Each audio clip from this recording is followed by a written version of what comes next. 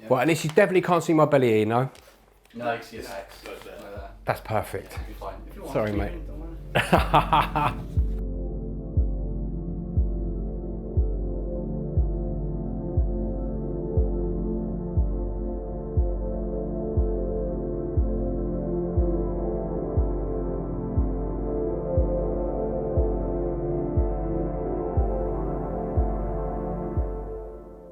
My name's Scott Hillier. I'm 42 years of age and I live in Purley in Surrey. I was originally from West Croydon, which is about 3 miles up the road, and I'm a very struggling actor. I was first diagnosed with bipolar in the year 2000. I was 26 years of age, I think then. Bipolar disorder is basically, it's an extreme mood disorder. I have bipolar type 1, which is the more severe type of bipolar. And basically, it's like abnormal mood swings. So I can go range from very, very high mood to a very, very low mood. So I get like a severe depressive episode or a very elated mood, which can turn into what's called mania.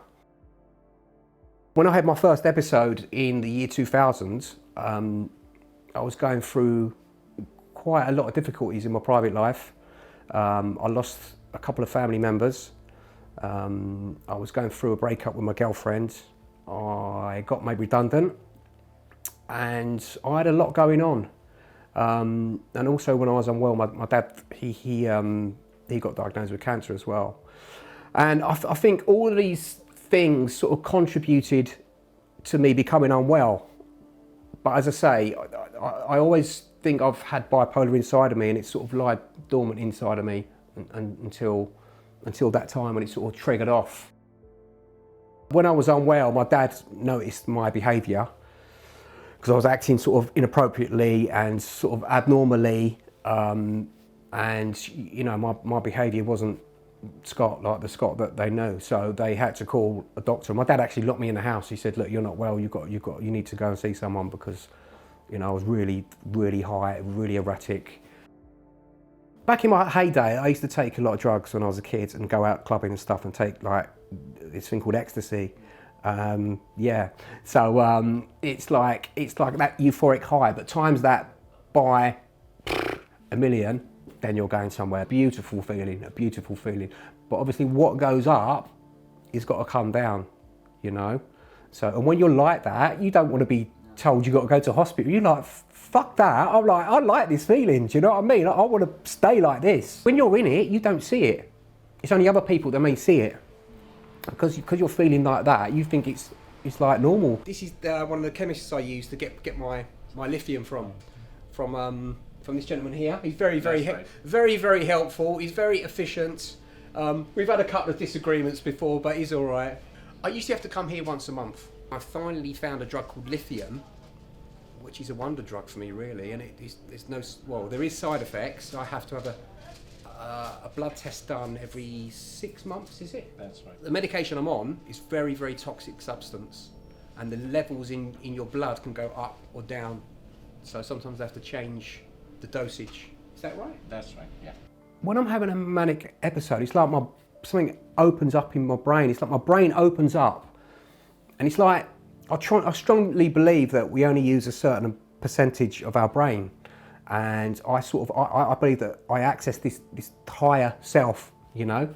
And it's like, it's an amazing feeling. It's a bit sort of trippy, if you like, because you feel like you know all the answers to all the questions in the universe. When you get the mania, the height of mania, which sort of plateaus, then after that you get what's called psychosis, which is the dark side of it, if you like. It's not very nice. And that's when I start hearing voices. I get these strange, I think I've got these strange powers, like telepathic powers. I get messages off the radio, I get messages off the TV, thinking I'm talking sort of kinetically with people and stuff like that. And so, I mean, there was one time I had like the Queen's voice in my head and I thought she was talking to me. When I'm ill, I always go missing. I always go up to central London And I've got this pattern where I've got this thing with Buckingham Palace, and I always go to like these sort of high power places like Buckingham Palace, Houses of Parliament. I think, you know, a lot of people are scared to talk about experiences like this, these psychotic episodes, because, you know, people think, whoa, do you know what I mean? But that's what it feels like. Stigma's rife, it really is rife, you know.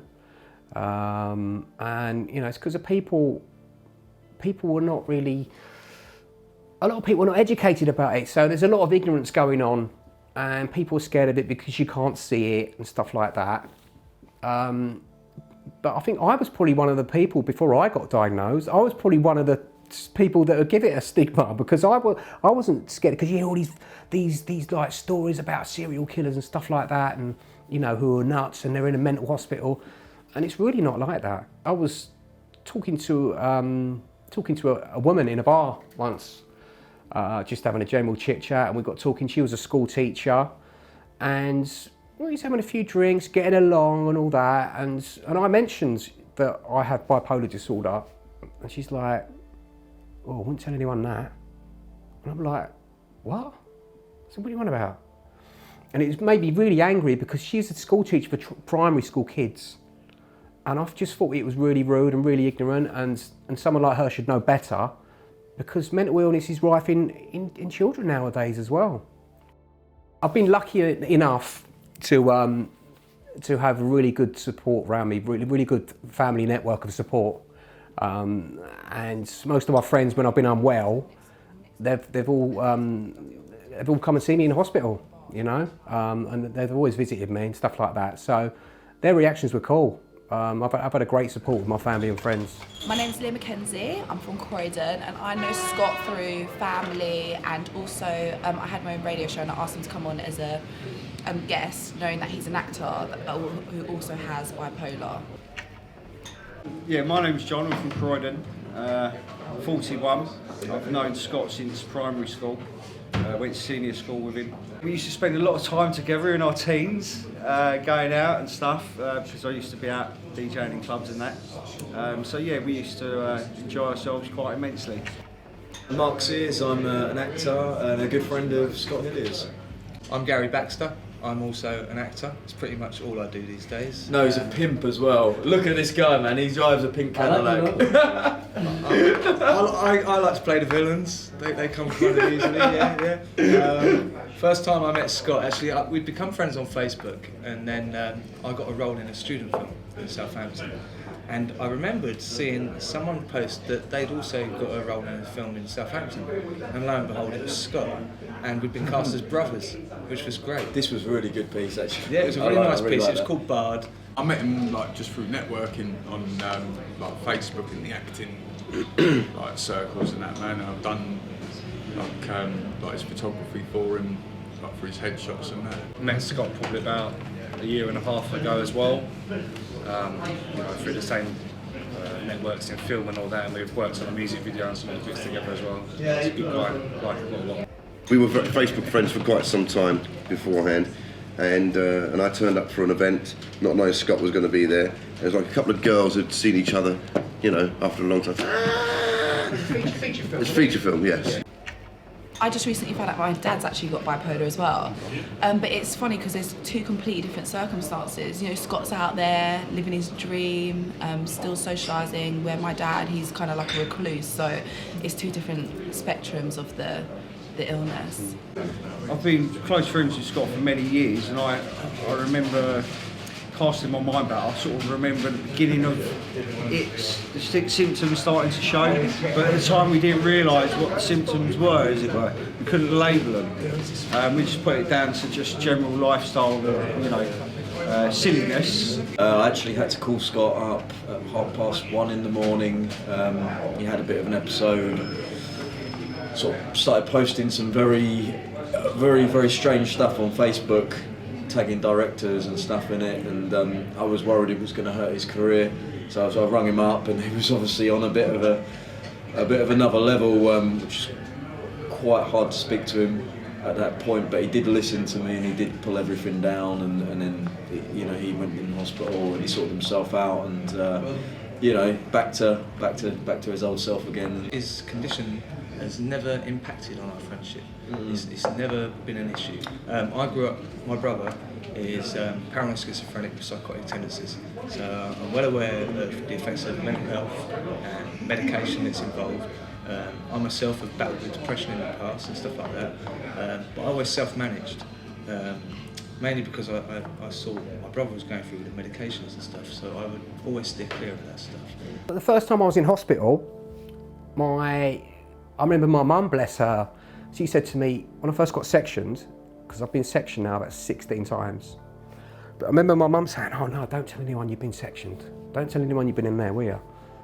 And she didn't know. She was probably trying to protect me, or and she's, where I come from, it's quite a close-knit community, so she was a bit worried what other people think and stuff like that. But I said, "No, Mum." I said, "No, Mum. I'm telling everyone, because once it's out there, people can only gossip for so long, and I think it's my duty to tell people and educate people. And I think there's something in me that actually, maybe I've got bipolar for a reason, so that I can help other people." Acting and mental illness, they're going hand in hand for me at the moment. Acting is my number one passion, but anytime I'm free and I can help doing mental health work like this, so this is sort of mixing the two, but I'm not acting. Hear Us is a small local charity. They do amazing things. They do a project called the Reach Out Project, which is basically an anti-stigma campaign project.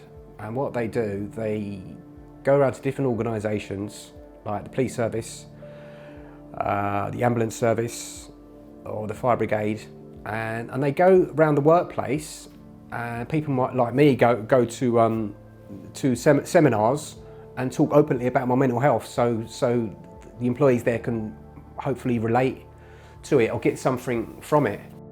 My name's David Ashton. I work for the mental health charity Hear Us.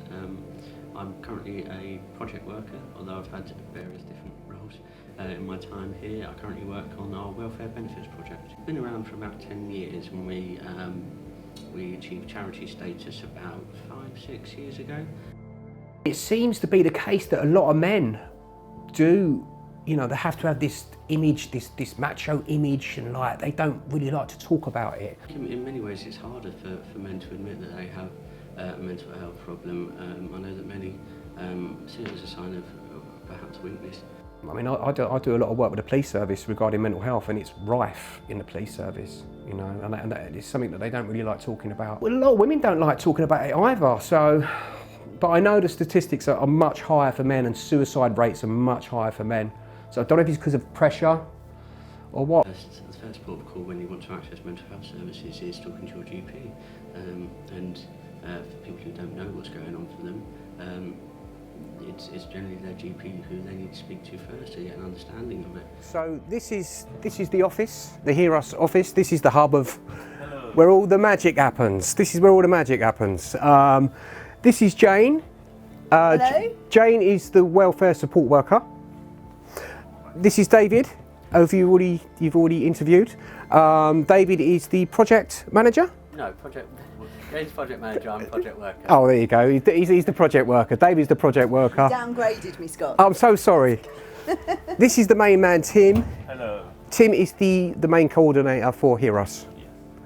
And Ariana. this lovely young lady here, Ariana, is the link working assistant. Sorry, I've got it right. So yeah, this is where all the amazing stuff happens. It's a very, very small charity, but they do very, very big things.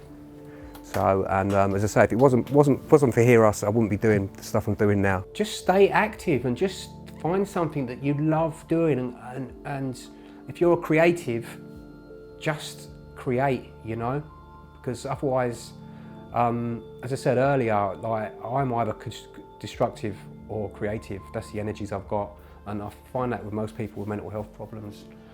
And they'll if you're sitting around and doing nothing about it, then you're not going to help yourself. I'm in constant recovery. I'm never going to be cured, but part of my recovery is doing the work that I do. So, you know, I'm so blessed that I found an acting career. You know, I really am. I can't explain how much that has helped me. Not everybody's ready to talk about it. I mean, I'm quite blessed that it's never bothered me, and I don't mind talking about it openly. There's loads of different services out there, and just connect with the right people. You're not alone. You are not alone.